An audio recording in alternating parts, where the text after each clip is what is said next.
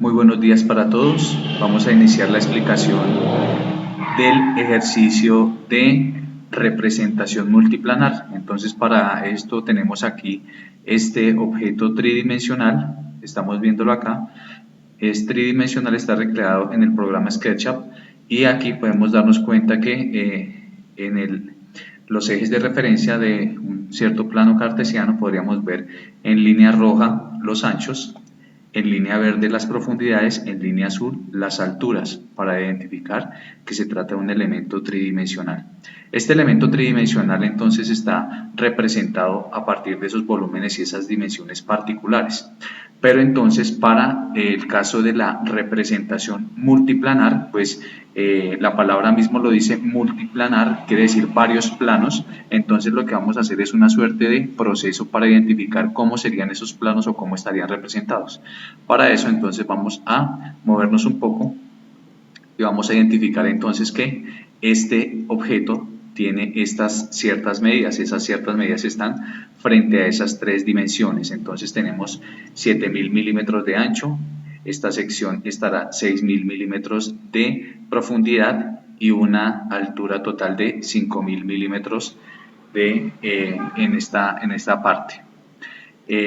Vamos entonces a pasar, luego de ver esa medida, a encontrar que ese elemento tridimensional podría explosionarse o explotarse. Entonces, si nosotros pudiéramos identificar esos planos, y esos planos particularmente son esas superficies delimitadas, y las pudiéramos sacar sobre una hoja, como si fuera una hoja de papel o un acrílico, entonces desde esta posición nosotros estaríamos viendo solamente este plano de esta manera, no estamos identificando que uno sea más profundo que el otro. Desde este lado lateral entonces estaríamos viendo esta particularidad,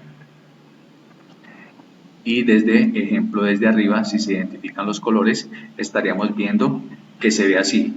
Y acá no podemos identificar entonces que uno de esos planos o una de esas dos superficies está más alta que la otra, porque estamos viéndolo en la parte superior. Y por eso entonces digamos que estamos representándolo en esos planos. Acá también estarían otros desde este punto de vista, desde este de acá y desde abajo, por supuesto. Entonces tendríamos esos planos como se estarían representando a partir de unas ciertas observaciones de un punto de vista del observador. Ya al retirar esas líneas que estamos identificando acá, entonces quedan los planos ya solitos, están en las mismas posiciones. Vamos a identificarlas entonces acá. Estarían viéndose esta en frontal, esta en lateral derecha, esta en lateral izquierda, esta en la vista superior, esta en la vista inferior de esa superficie, y tendríamos una vista posterior, estaría acá. Entonces tendríamos esos elementos como una referencia de lo que vamos a comenzar a realizar frente a esa parte multiplanar. Ahora lo que podemos hacer entonces en ese sentido es identificar que esas superficies, esos planos que todavía están sobre esos mismos ejes, desde esos puntos de vista que tendríamos que realizar una rotación en el espacio para poderlos identificar plenamente, para poder identificar sus superficies, para poder identificar cómo estarían vinculados unos con los otros, sus tamaños y demás, sus colores. Entonces vamos a hacer lo siguiente, vamos a pasar acá, y lo que hice en este caso fue a partir de este mismo elemento tridimensional hice una cierta rotación de esos planos. Entonces, por ejemplo, en este caso, digamos que esta superficie de aquí, de este plano, vamos a seleccionarlo y vamos a hacerle una rotación en el espacio. Entonces voy a utilizar una herramienta para hacer una rotación y ejemplificar esa parte allí.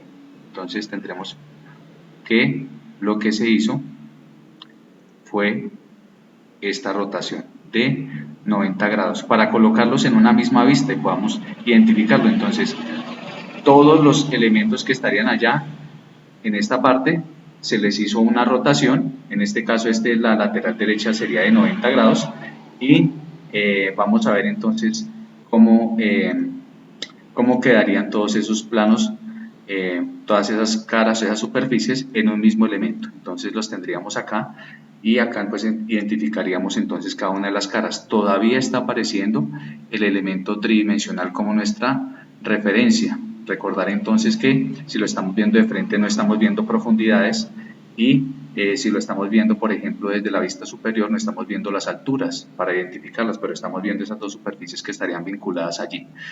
Bien, para ir al siguiente paso, entonces ya tendríamos un poco más de claridad al colocarlos, eliminamos entonces el sólido y los colocamos sobre un mismo plano, un mismo elemento.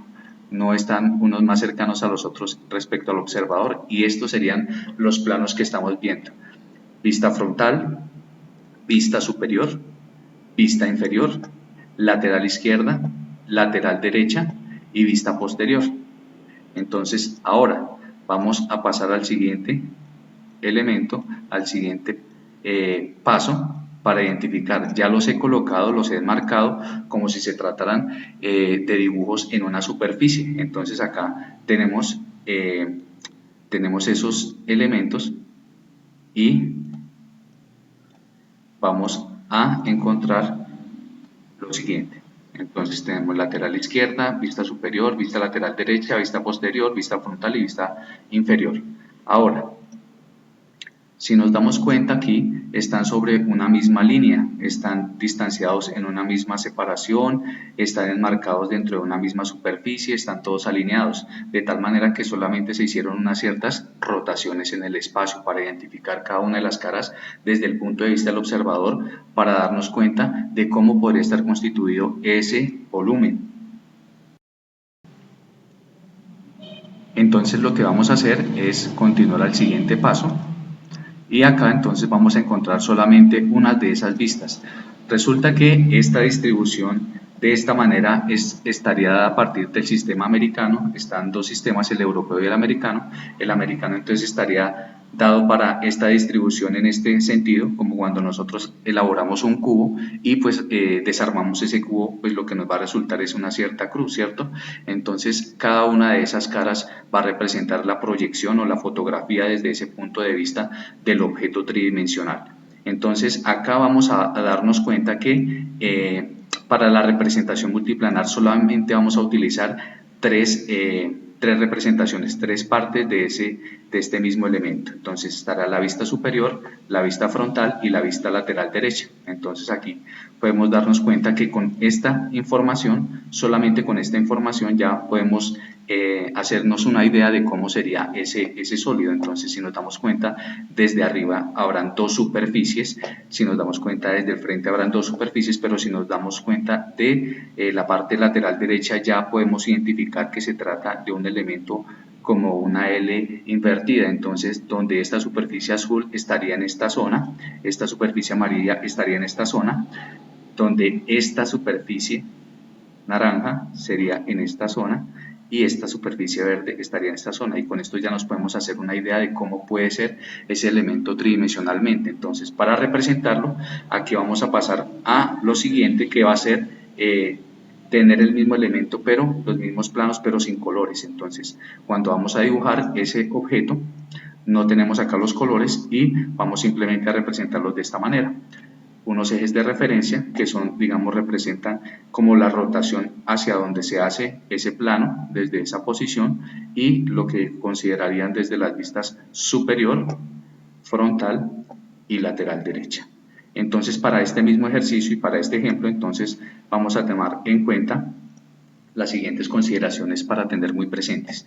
Tenemos entonces el elemento tridimensional y vamos a hacerle la representación multiplanar. Entonces, en ese sentido, de la vista superior va a ser siempre viéndose desde este punto cómo se representaría, cómo aparecería esa forma, desde la vista frontal desde esta parte izquierda y la lateral derecha desde esta zona. Si nos damos cuenta, aquí hay una cierta cuadrícula y eso nos va a posibilitar tener una idea de las dimensiones. En este caso pues hacerlas similares frente a una cuadrícula que tendríamos como la hoja de nuestro cuaderno. Y acá ejemplo, si sabemos que entonces desde la vista superior vemos esta superficie y esta superficie, entonces estarían esta y esta superficie. Desde la vista frontal estaríamos viendo esta superficie y esta superficie de acá. Entonces vemos que, por ejemplo, acá tiene un ancho y tiene unos ciertos altos para que correspondan acá a las alturas y a los anchos de esa representación en términos de cuadritos, y la lateral derecha lo que estaríamos viendo desde este punto. Entonces es importante prestar atención acá que en la vista superior vamos a encontrar el ancho de acá, y vamos a encontrar la profundidad de la pieza, que está en morado. Entonces el ancho y la profundidad viéndose desde la vista superior. Ahora la vista frontal estaríamos viendo la altura, ¿cierto? El alto, que sería esta zona de acá, cuántos cuadritos tendría de alto, y estamos viendo también el ancho, que tiene que ser igual y corresponder a la de la vista superior. Ahora, la parte lateral derecha, en la parte lateral derecha vemos la profundidad, que es esta misma, porque gira en el espacio una vez y dos veces, ¿cierto? Debe corresponder a la misma distancia, y estamos viendo la altura, que también debe corresponder a la misma distancia de acá. Acá entonces tener muy presente estos tres elementos cuando son anchos, profundidades o altos. Esta parte es solamente ilustrativa, no debe colocarse en la representación, solamente lo que aparece en color negro. Y ahora vamos a encontrar en esa parte unas características para tener en cuenta. Lo primero, estas flechitas rojas indican que el objeto o la representación deben estar a la misma distancia respecto al eje. Entonces, si acá son, por ejemplo, dos cuadritos, aquí van a estar también dos cuadritos.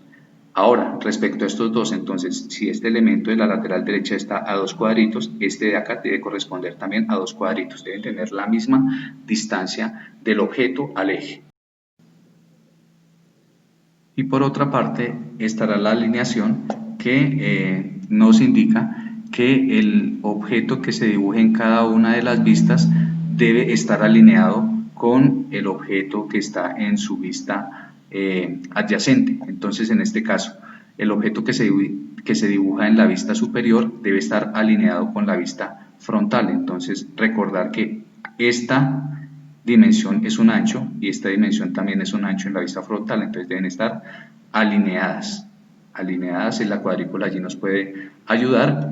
Y en el caso de la vista frontal y la lateral derecha deben estar alineadas estas partes, ¿cierto? Porque corresponden a las mismas zonas del objeto, y pues deben tener en este caso estas mismas alturas, ¿sí? Entonces esa sería la relación para tener en cuenta acá. Las mismas distancias de los ejes, las flechitas, recordemos que no hay que dibujarlas, simplemente tenerlas presentes, y las alineaciones porque son rotaciones en el espacio. Esta parte seguramente vamos a retomarla en la clase virtual.